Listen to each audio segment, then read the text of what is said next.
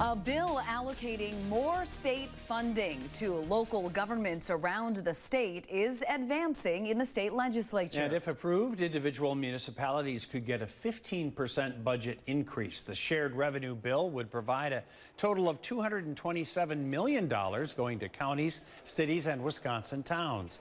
The Republican bill only allows local governments to use the money for police, fire departments, EMS, public works, and transportation.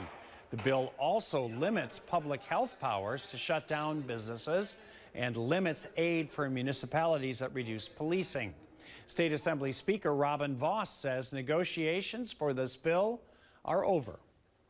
We are done negotiating. We are not going to take changes. We are not going to change the bill substantially. What we have before us is the deal that we are going to send to our colleagues in the state Senate, and hopefully Governor Evers agrees that this historic investment is worth signing. Democratic Governor Evers previously stated he would veto this bill with its stipulations, but today says he's optimistic about bipartisan negotiations leading to a resolution.